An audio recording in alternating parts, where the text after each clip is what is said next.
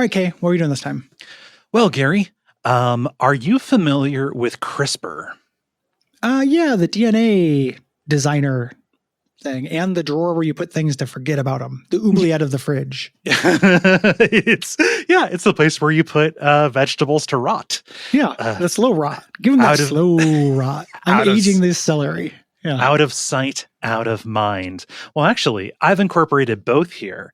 I sent away for a CRISPR kit, and I have like a bundle of celery that is right on the edge. And I just figured we could play God. See if that gives us a game. I'm mostly interested in whether we could, not whether we should. So I think we should go for it. Yeah. We've dipped our toe in here a little bit. I think we made our intern Derek a bug. Yeah, he's a bee. Yeah. He's some kind of bee thing. Yeah. Dude, I think we've done CRISPR before too, but like at this point, 636 episodes. Like, if Gary, anyone ever wanted to call us on, and more than that with it, plus 204, like almost 900 episodes. If anyone wanted to call us on reusing shit, politely go to hell. I don't think anyone's going to do that, but it's okay. Yeah. All right. So, I guess we're just going to both make stuff up. It has to be random. I'm not going to follow the directions. We have a bunch of files here. We're just going to put stuff in different. Let's not follow the procedure. No. Yeah. No. I'm going to put in the precursor twice and get me a monstro Eliza celery. Yeah. I'm going to do like when you're a kid and you try to make like a potion or like a drink. I'm going to put some liquid soap in here, crush up some Oreos. Okay. Yeah. Like not like a suicide that you drink it, but just like some stuff. Yeah. Just if you make a gross liquid. Yeah. Yeah. Oh, cool. Well, let's get to CRISPRing. Okay, we're gonna take out the syringe and gonna put it into the celery. Mm-hmm. Oh, why is it breathing like that, Gary? Yeah, I never thought that celery should breathe. No, as a thing, and maybe that's on me. Like I could be short-sighted, but I really think that it is the soft bigotry of low expectations for celery, Gary. Yeah, it is. It is a soft. I've been doing microaggressions against celery for a long time by not respecting it and letting it dry age in the CRISPR. Yeah. Okay. There's some kind of pod that is growing off the top of it. And it's opening up. It's a DS cartridge. It's Spore Hero Arena. There's a second Spore DS game. Which is like, I did not know. We did the other one, right? No. Oh, well shit. Never mind. I really don't think we did. No, I could have sworn, but anywho.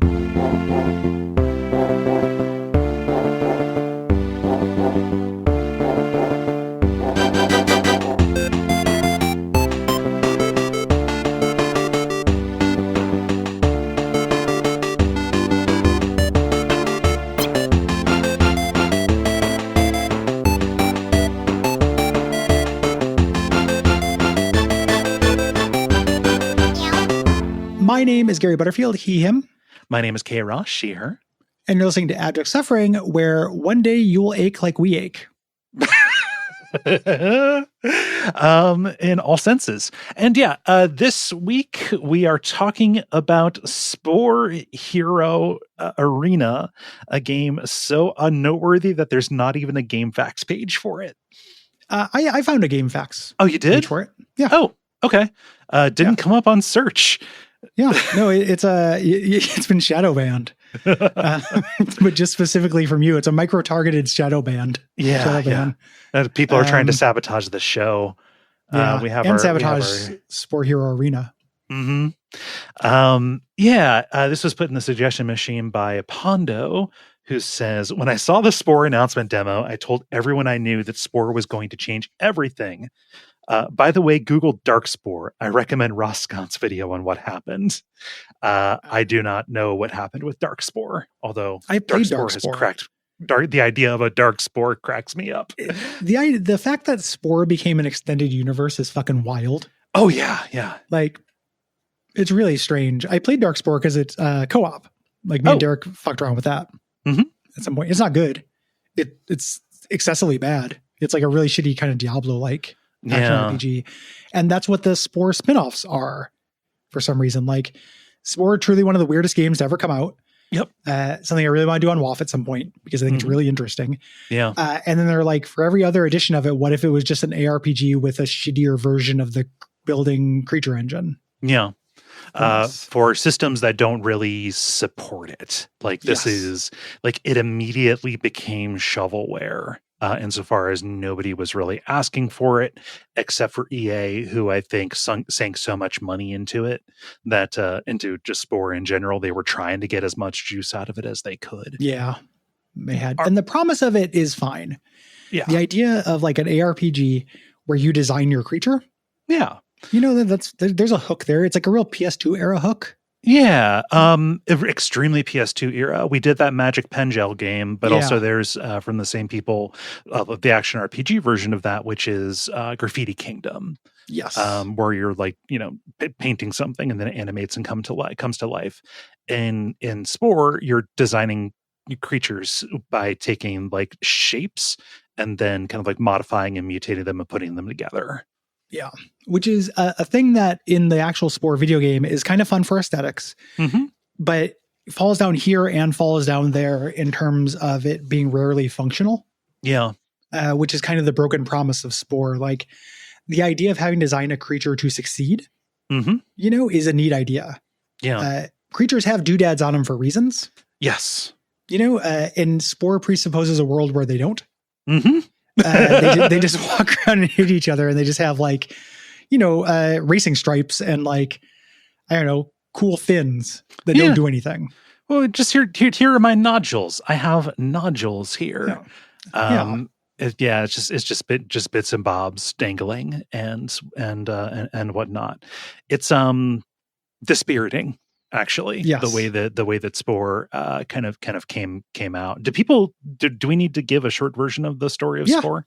Spore died. Like it was such hyped, so hyped, and it's. I don't think people are Spore aware at this point. So like, I mean, like hyped, like this game came out in like 2009. There was a very famous like GDC talk / reveal that Will Wright did, the SimCity guy, Maxis guy. Coming out and saying like, hey, this is like my magnum opus here. What if you could make like a life sim where you took a living being from like the cellular stage in primordial goo all the way up to conquering the galaxy? So like starting down at like flow level and then turning it into like I don't know, Master of Orion or whatever. Yes. Yeah. Like kind of a lesser version of all those things. Yes. But still kind of neat. Like this, I always forget that Spore reviewed pretty well. Like it got hyped a lot, but it got a lot of 8s, which was just not acceptable based on the amount of hype. Yeah, he was up there. He was up there doing Peter Molyneux promises in terms of what would be simulated in this. The other thing that came up that feels kind of quaint now is a huge controversy over DRM for it that got announced, and that ate up a lot of the air of the conversation. Yeah, having to activate your game on an EA server and be online during it made everyone real mad. It's really funny how we have just so thoroughly lost that war. Yeah. Like, there's still like soldiers who are still fighting it. Like Japanese soldiers still on islands who don't know WW2 ended. But we lost that. But for a little while we were fighting it. I will say it doesn't feel that bad to lose it. I don't actually feel. I didn't get really worked up about it, but if I had, I'd feel a little embarrassed now. Yeah, I just it's fine. Like there's so much ink spilled about the downsides of it, and you see it like games having their servers pulled or whatever. Yeah, not everything has a big enough community to keep it going with unofficial servers and stuff. Yeah, like if I were just voting against it, I'd say get rid of it. But in terms of practical input, like it's a principle, it's not a practical concern more than anything. Yeah. So came up short on promises, had that DRM controversy. And did not make nearly the splash that I think anybody was hoping that it would. No, it just ended up being, it's a pretty shallow game. Yes. You go through these different modes. A lot of times you're decorating, you're kind of doing an ARPG of some sort or a city builder of some sort. And then kind of a space version that is, again, kind of bad Master Orion. Yeah. And the idea is like, oh, you're designing everything along the way. So like even your buildings and stuff. Yeah. Like this is where the bad Sim City that nobody liked, that also was always online DRM Yes. bullshit.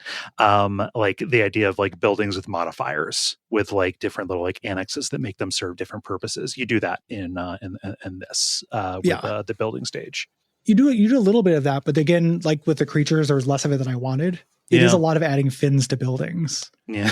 Yeah. Like coming up with a unified aesthetic for your alien culture, I think is one of the, like a genuinely cool thing that has not been done in games. Yeah. Like I ended up getting some joy out of playing Spore. Like I liked Spore. Yeah. That's largely why, like, oh, my culture, their spaceships have this color scheme and these fins and doodads.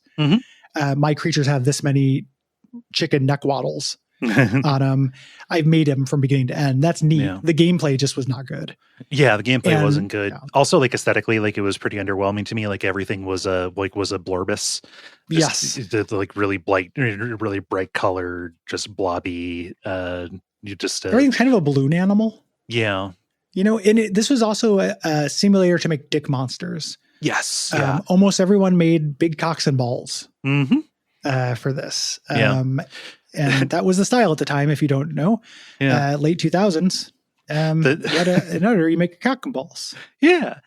There was, oh my God. So they made the mistake with this, like a pre-order bonus for Spore was that you would get the Spore creature creator. Yeah. Which is so just you like can upload things to your Sporepedia. Yep. It carries over in this. But just like the number of people who partially maybe had some advice from the store, but like a common practice was like, okay, pre-order this and then just move the pre-order to something else so we can give you this little bonus because the creature creator is fun to play around with. Super fun. And it doesn't cost you money. Right. Yeah. Super fun.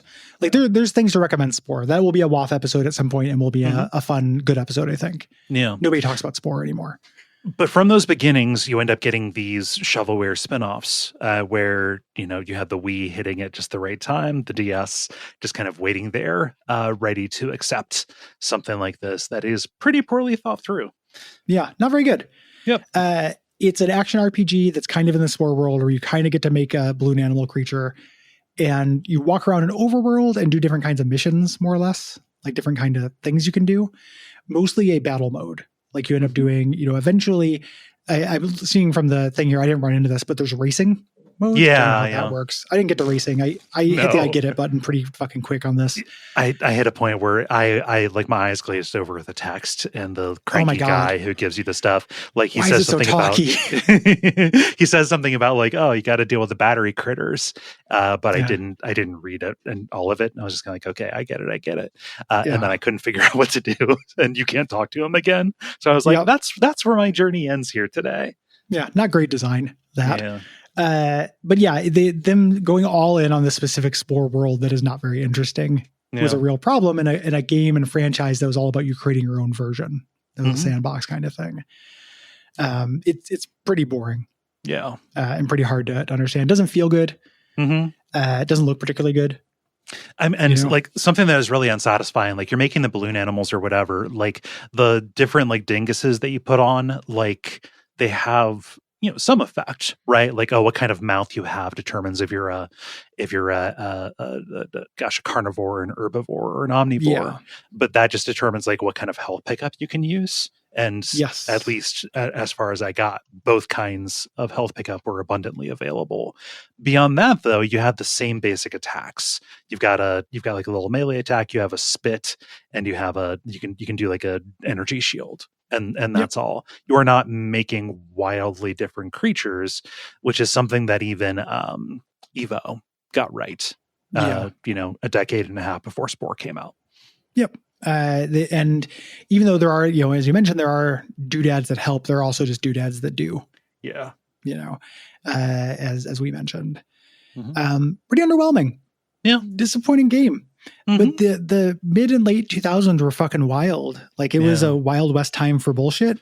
Do you remember back in the mid and to late 2000s, if you had a medical emergency, you could call 911, but you could also call Nanny 911. Yeah. And they would come and they would do nothing about your bullet wounds. Yeah, they didn't do nothing about your bullet wounds, but it was a different alternative. Like depending on your problem, we were moving towards having a 911 for every problem, starting with nannies. Yeah. You know, and then we kind of stopped there, but we could have kept going with that. We could have. So yeah, like you get a nanny who comes in to do nothing about your sucking chest wound. Yes. But they're there. You can just but if you dial have a it. sucking son, like if you have a suck ass little progeny, the super nanny will whip him into shape. You know, or one of the crews of super nannies that worked on Nanny 911 would come and like discipline them for you. You get like Sherry Bobbins on tap. You had a like a whole 911 for Reno. Yeah, exactly. If you were in Reno and you needed anything, it wasn't really necessarily about the function; it was about the location. Yeah, you know, there was Rescue 911. That's kind of a specific version of the regular one. Yeah, but we used to have a bunch of 911s, and now we just have the one. Sucks. It doesn't even work anymore. There was a spinoff of Nanny 911 called Marriage 911, which was where two spouses hijacked planes. Yeah. Fuck, no, stop it.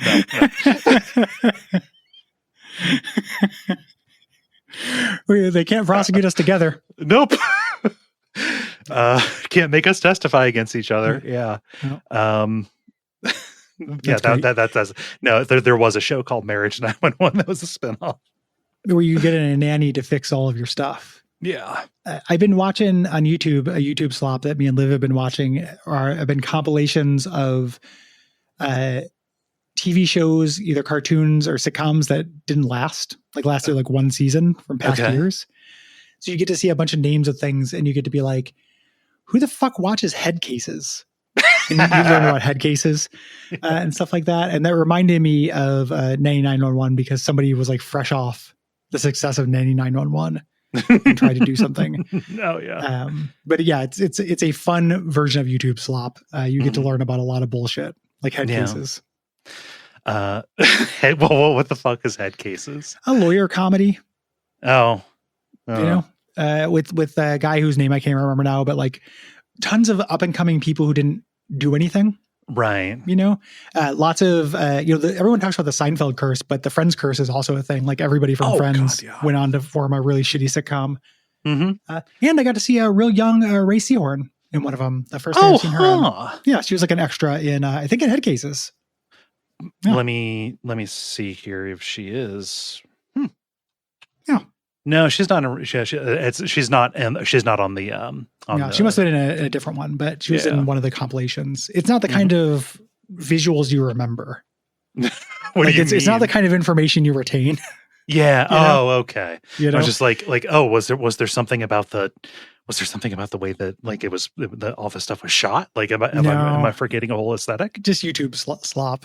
Yeah. You know, the developer of this game, Full Fat, also did a game that's I've always been kind of interested in, wanted to bring to AS and I haven't done yet, which is Freakstyle. Oh, Freakstyle! I remember Freakstyle. Yeah. Part of the glut of extreme sports games. Yeah, they just from did the a little GBA bit version. This. Okay, yeah, Freakstyle. I always thought about Freakstyle. Yeah, you know, what a font. Very memorable cover on that one, from the same glut, something that I have intended to bring, not associated with this developer, but Yanya Kabbalista's fingerboarding or whatever. Yeah, the fingerboarding game that's necessary. Gotta do that. Yanya Kabbalista's City Skater. I need to know what Yanya's up to. Yeah, everybody loves Yanya. Yeah. This developer is kind of sad. They mostly did GBA and portable ports. Yeah. Of games and spin-offs for more popular things. So like, it's one of those things where you look at the games they did and you're like, oh, cool. This is the developer behind, Dave Mirra Freestyle, but it's the GBA port. Yeah, I know. Oh boy. And then after their console era, they went on, I see at least one, unlicensed Android knockoff of a much better game. They have a game called Flippy Pancake. Oh no. Yeah, on iPhone, bleak. iPad, Android. Fuck you. Yeah. That's bleak. Yeah. They did do a Biker Mice from Mars game though. That also will have to weird. go on here at some point. Yeah. I have no history with biker mice from Mars. I don't either, but sometimes I like to bring something to Abject Suffering to learn. Mm-hmm. You know, it's like why did chipwrecked? Like I was like, how did those chipmunks get chipwrecked? Like I gotta know. You know, I don't know. Sometimes this is a learning show for us and for the audience. Sometimes it is. People learn alongside us. Yeah. I love to learn. I love to laugh. You know. Full Fat did an actual tech deck skateboarding game. For the Game Boy Color. Put it in my veins. Beautiful. Fingerboarding is so funny. I have a little fingerboard. Oh yeah, they're fun little fidget toys. Yeah, they're fun little fidget toys. But like trying to do a trick on it is just the least dignified I've ever felt in my life. You know, the most I've been glad nobody's watching, and I don't usually experience embarrassment very much. But it's just like so dorky. Like the Poindexterous that comes off of that is incredible. And then I went on YouTube and watched somebody be really good at it. And it's pretty equitable amounts of Poindexterous. Like it is respectable. I can't do it, but holy shit. Yeah, no. What a hobby. It's a skill. It's a skill that somebody develops. To what end? To make a YouTube video. Yeah. It's on what edge do you put it on? Like, how would you compare tech deck skateboarding to cup stacking? Oh shit. Which one's cooler? I think cup stacking is actually a more impressive, like physical or dexterity, like dexterity feat. Okay. You know, I am more impressed by those videos than I am by somebody doing fingerboarding stuff. I think fingerboarding is slightly cooler because it gets a little bit of stink from skateboarding. It does just a little bit. It drafts off of skateboarding a little bit. And cup stacking is not a cool activity. No, it's I don't know. Like my exposure to cup stacking was the thing that it was like the girls' activity in gym. Like while the guys were going and doing like mat ball or football or whatever, is the girls stay in and they do cup stacking, which sounded much more fun to me. Yeah. Yeah, that's nuts. That's not a sport. No, not at all. Like high school. You may have told me that before, but that's crazy. Yeah. Like that's like how I used to do square dancing. I don't think they do that anymore, but like gym always has, here's some sports and here's some exercise and here's some, here's a parachute. Fuck with it. Yeah. There's a lot of that shit. Here's a earth ball. Fuck with it. Yeah. We had a whole unit on lawn sports. Yeah. So that's where I learned to play bocce, and croquet and stuff like that. Those are fun. I like those lawn are sports. Fun. Yeah. Yeah. Cup stacking is just a weird one for that. It'd be like having a unit in Rubik's cubes. Yeah. Or something, which again sounds cooler than what you usually do in gym. Yeah. It underlines kind of the farceness of that class. Yep. But it's just like how aggressively gendered it was surprising to me even at the time. It's really weird because like when I've seen cup stacking competitions and stuff or seen things on YouTube, it's kind of a sausage fest. Oh, huh. Honestly, we really got to get some more diversity in cup stacking because like it is a total boys club and this is the problem of our age. You know what? It might even have just like that might not be an Ohio curriculum thing. I think it might have just been something that the girls' gym teacher really liked. It sounds a lot like the result of a shrug, like a meaningful shrug. I need something for the girls to do. I don't know. And cups are cheap. Just a real Title IX failure is what we're talking about. Yeah. But it does. I agree. It sounds more fun than the alternative. Yeah. Yeah, I mean, more fun than getting smeared across a muddy field by a puberty monster. Yeah, or smearing somebody across a muddy field as a puberty monster. Like, it sounds less fun than that as well. Yeah, yeah. Something that is. I'm not trying to turn the show into just getting old. The show, okay.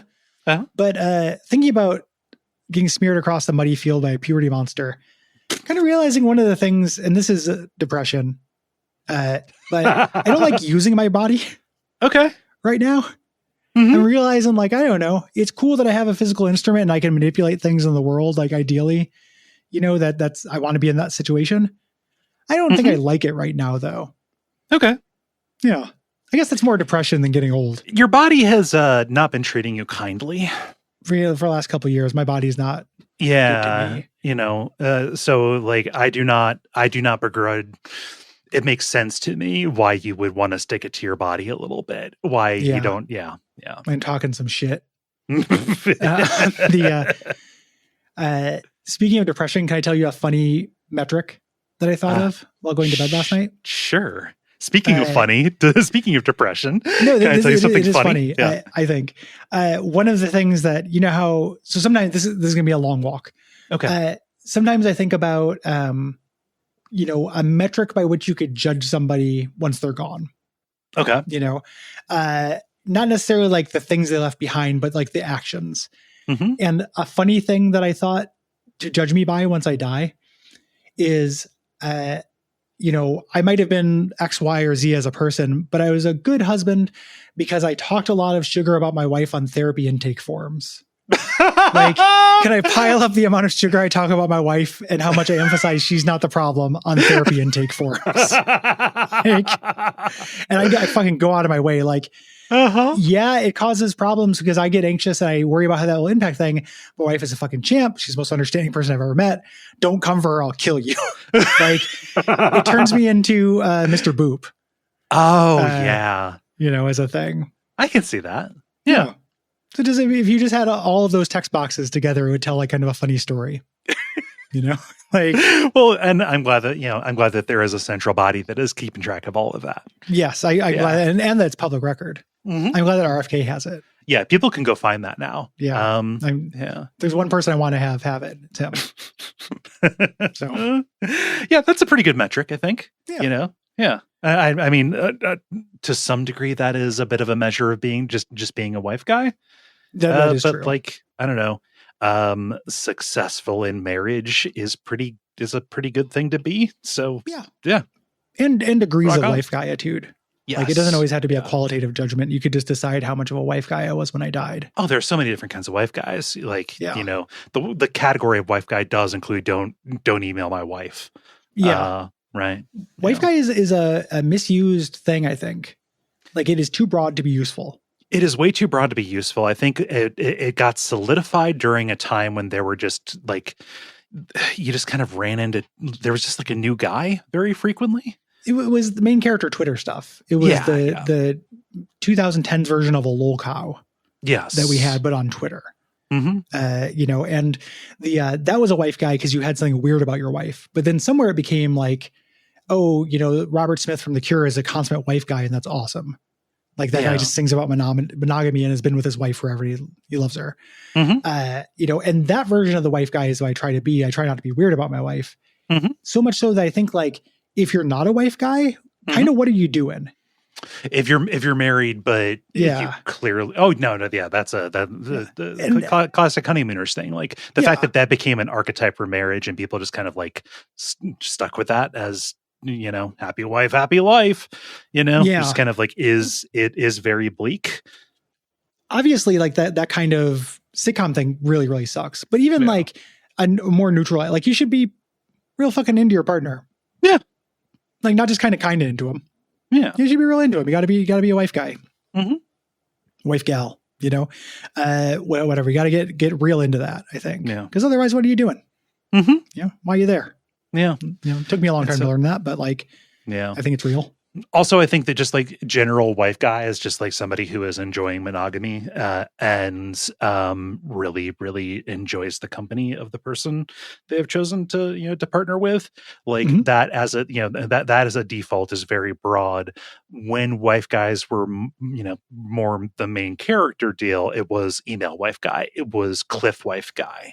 I've got chubby. I love my curvy wife guy. Like, you know, he did a rap, right? Oh, absolutely. No, he tried to milk that. I'm positive. Yeah. There's a rap about the curvy wife guy. And it generated, as was the style at the time in the 2010s, it generated discourse. Became a whole thing about, you know, your sexual preferences or what turns you on is not praxis. Which again is a true thing. Yeah, absolutely. Yeah. You're not, like, you can be turned on by curvy people, but that doesn't mean you're morally good because you're doing fat acceptance. It's just the way your brain is wired. It makes you horny. Mm-hmm.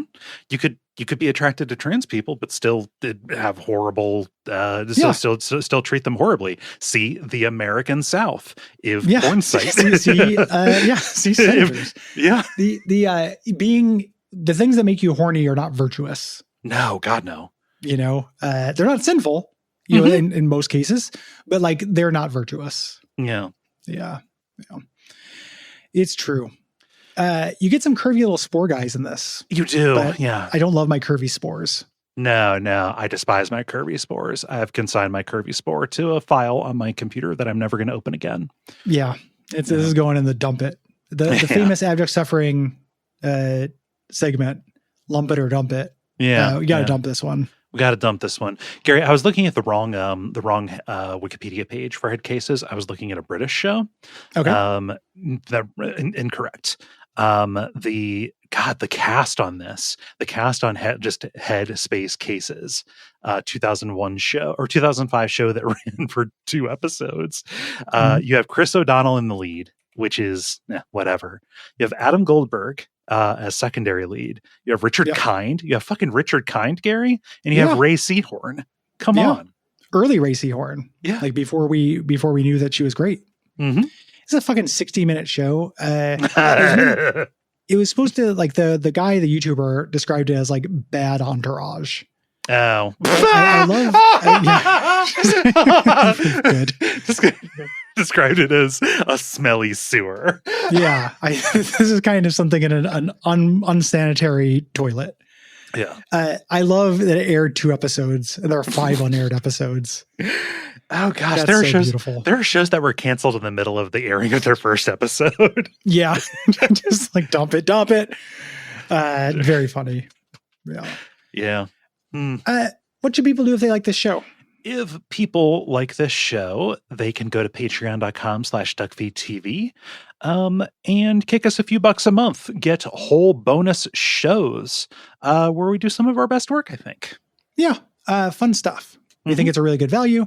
And if you like us, this is how you continue to let us exist. Yes. That is the way. It's direct support. You can also leave us ratings or reviews. You can tell your friends. You can post about us on message boards. You can listen to other stuff. You know, there may be stuff you like that you don't know about. Go check it out. Yeah. And you can join us in thanking our producer, Gwen. Thank you so much, Gwen. As always. Yeah. What should they do until next time? Until next time, this has been Abject Suffering, where run your little legs off, centipede. You got Nikes for all of them?